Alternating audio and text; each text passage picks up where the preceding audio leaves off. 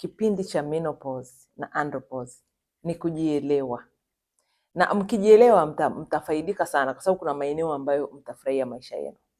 Haya, tuanze na wanandoa.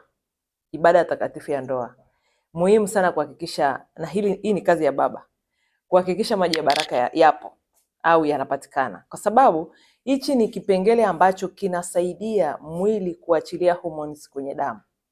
Hormones zinavyoachiliwa kwenye damu zinapunguza msongo wa mawazo. Kuna hiyo homoni inaitwa oxytocin na endorphin. Hizi homoni mbili zinahusika sana katika wanandoa kwenye ibada zao za ndoa, na hii inasaidia sana kama baba atamwezesha mama kupata maji ya baraka. Na najua hili litakuwa ni somo moja zito, lakini ni muhimu sana kuelewa. Kwa nini? Kwa sababu unapoachilia hizi homoni mbili zinasababisha mwili kucontrol inflammation au kupunguza maumivu. Na haya maumivu ya mfano, kama mtu anakuwa leo mwili wake umeachia vizuri, anajisikia mwili unakuwa mwepesi na akili yake inaweza kufocus, kwa sababu mwili wake unaachilia hizi hormone, haswa endorphin ambayo inasaidia furaha. Of course na dopamine inakuwa juu. Hizi ni hormone za kufanya mwili wako uweze kucontrol inflammation, kuwa na furaha na kuweza kufocus. Tuzingatie kwamba tunaposema kwamba ndoa nyingi zinavunjika kipindi cha menopause, hata kipindi cha andropause kwa wanaume, ni kwa sababu watu hatuna maarifa. Maarifa ndio yatatusaidia. Mama anapofika menopause, perimenopause kuingia menopause, anakuwa na mwili uko sensitive. Yaani kuna wengine ukiwagusa wanasikia kama vile unawakera. Sasa sio kwa sababu hawataki kuguswa, ni kwa sababu miili yao inafanya hivyo. Kitakachosaidia ni wewe baba kutumia maarifa yako kumsaidia katika ibada ya ndoa, ili aweze kuhakikisha kwamba maji ya baraka yanapatikana. Na maji ya baraka yakipatikana, sensitivity itapungua, ile hali ya mwili kukuwa sensitive na kujikaza itapungua sana. Utamwona anakuwa furaha, na akishajua hivyo maisha yake yatakuwa mepesi, kwa sababu mwisho wa siku ni mtu anatafuta relief inapatikana wapi. So yako mambo mengi ambayo yanakuwepo kipindi cha menopause na perimenopause, na tumekubaliana. Ila mimi nimeona wamama wengi miaka 30 homoni zimeanza kubadilika. Jamani, kuna kitu kinaitwa hormonal shift. Homoni zinaanza kufluctuate, zinabadilika, maana ziko juu ziko chini, na hii ni idea au ni mabadiliko ya mwili taratibu. Unapoanza kuingia perimenopause mapema, maana yake homoni zinabadilika, mara ziko juu ziko chini, haswa estrogen, na hii inachangia. Unajua tunazungumzia estrogen sana, lakini pia kuna testosterone. Mwanamke anahitaji testosterone ili nywele ziote vizuri zijae, unahitaji testosterone ili uwe na misuli, hata ukifanya mazoezi mwili ukaze, unahitaji testosterone. So pamoja na estrogen na progesterone, testosterone au homoni ya kiume ni homoni muhimu kukusaidia wewe kuwa imara zaidi, misuli yako kung'aa, kuimarika na kuweza kuwa na stamina.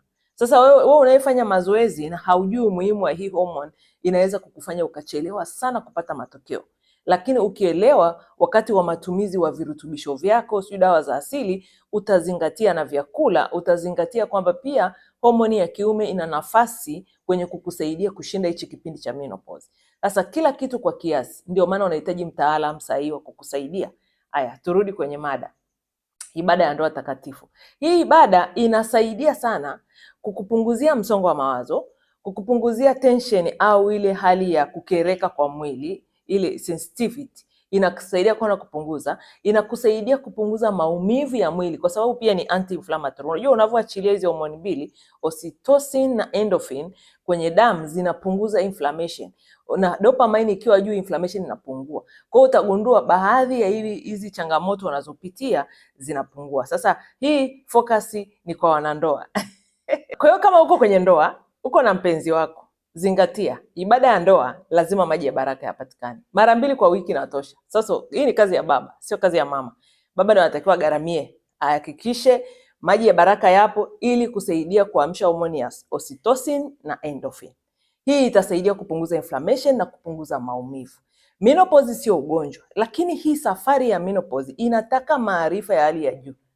Haya maarifa yatakusaidia sana katika kushinda hizi changamoto. Wale wanaonyonyoka nywele, hakikisha katika virutubisho vyako homoni ya kiume ni pati ya kirutubisho, yani testosterone. Kama hujui guys, mimi niko hapa. Unajua sisi tumefanya tafiti muda mrefu mpaka tunaanza kuongea hapa.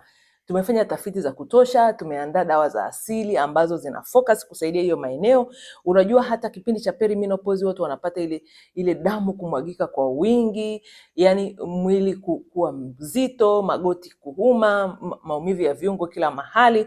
Hivi ni vitu ambavyo tumevifanyia tafiti tukagundua kwamba kumbe sisi tunatibu magoti, sisi tunatibu joint, sisi tunatibu diski. Kumbe hii ilitakiwa kutibu hormone.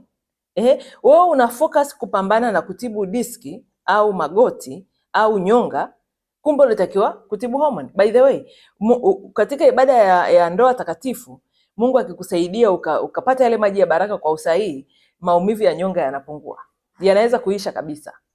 Ni swala tu la kuelewa, yani ni swala la kuwa na maarifa sahihi.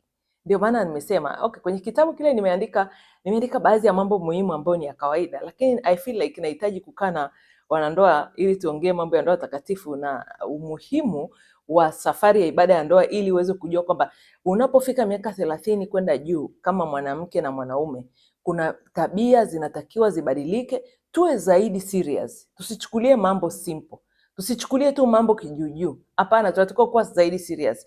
Ukikutana na wazee wawili waliozeeka pamoja, wanaishi kwa furaha, kuna siri wanaijua ambayo imewafikisha hapo.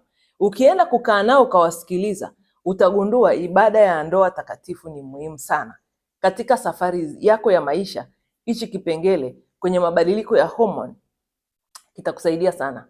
Hormonal shift, hormonal changes, mabadiliko ya homoni zinavyopanda na kushuka, hormones zinavyobadilika. Huu sio ugonjwa, ni stage za maisha.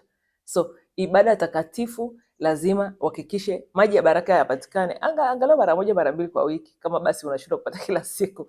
Mungu awabariki jamani, muwe na afya njema. Hakikisha una share hii video, maana haya ni maarifa ambayo mara chache utayapata. Wengi sana tunapata vitu juu, lakini tunatamani kwenda deeper, lakini inakuwa ngumu kwa sababu pia Africans traditions. Unajua nilivyokuwa najaribu kusoma mila na desturi za Kiafrika, mambo ya ndoa na jamii, mahusiano yanazungumzwa kwa juu sana. Hatuwezi kwenda deep. Tunabidi tujifungie mahali, tuongee mambo deeper. Mungu awabariki. Muwe na siku njema. Asanteni sana.